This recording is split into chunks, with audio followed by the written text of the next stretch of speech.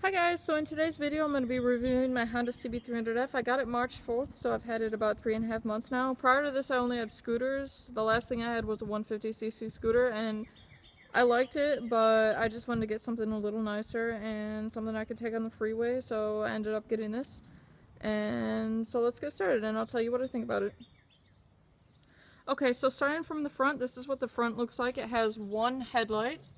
And also when you turn, the headlight turns with you because some stay straight as you turn, but this one doesn't, it goes with you. Also, there's no windshield on this. I have a windshield that I can attach to it, but I took it off. And then it's got the turn signals. Both the front and the rear are both disc brakes. So then up here you have your mirrors, your gauge, and your controls. So there's your mirrors. And then this is your clutch. Here's your brights and dims. You don't have the option of turning it completely off. So anyways, and then here's your horn, your turn signals. Push it in to cancel it. It doesn't cancel automatically. And then here's brake fluid right here. This is the engine kill switch, so you have to push it here to turn it on. And then say if your throttle was stuck, twist it a few times. If it's still stuck, you could just go like this and it'll shut the bike off.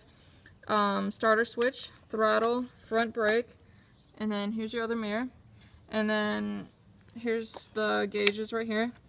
So when you turn it on, it'll tell you if you're in neutral or not, but it doesn't have a gear indicator, so it won't tell you what gear you're in. And then fuel right here, RPMs, miles per hour, the mileage. I have going on 3,000 miles on it so far. The time, and then up here, like, it doesn't have temperature gauge, it'll just tell you if it's overheating, brights, whatever. So that's pretty much it for the gauge.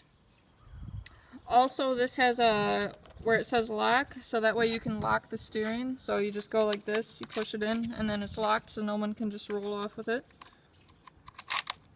And also, I forgot to mention, this, it has an electric start, but that's the only starting it has. It doesn't have like a kickstart or anything, so the only option you have is electric start.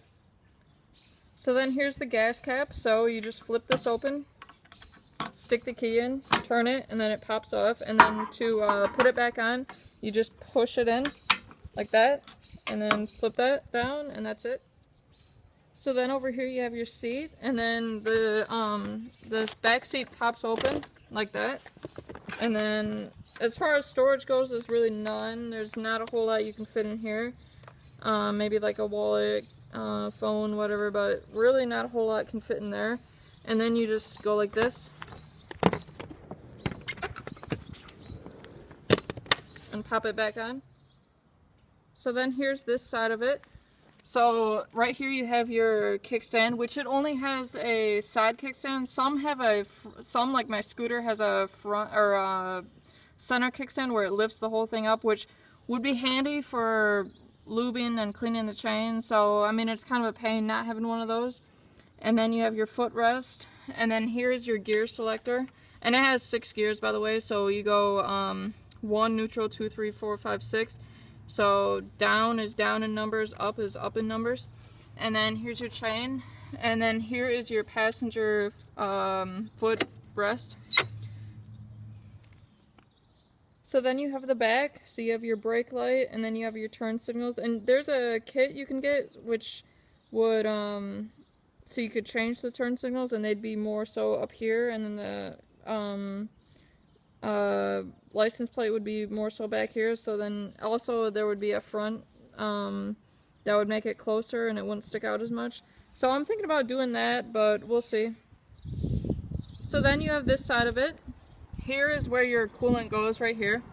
And then right here is where your oil goes. So your oil you fill right here, and then here's where the oil filter is.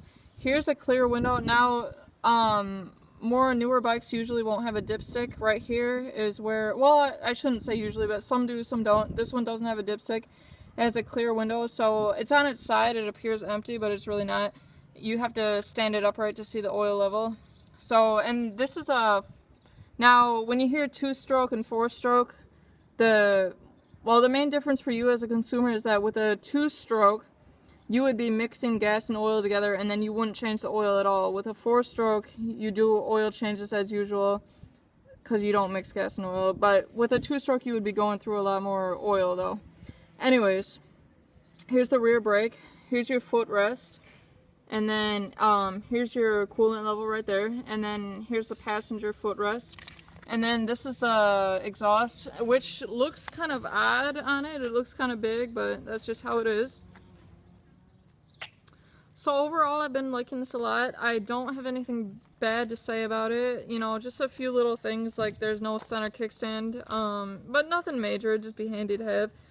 So I don't really have any big complaints. I've went on the freeway with this before, and I've went about 80, and it kept up just fine. I will say though that with a bike that's lightweight and naked, you do feel the wind pushing you around a lot. So, but that's not anything that's this bike's fault. It's just that that's how it is. So anyways, just keep that in mind. I do have, the last video I posted was an oil change video on this. So if you want, go check that out. That was my previous video. So yeah, I think that's about all I have to say. So yeah, I will see you in my next video. Bye.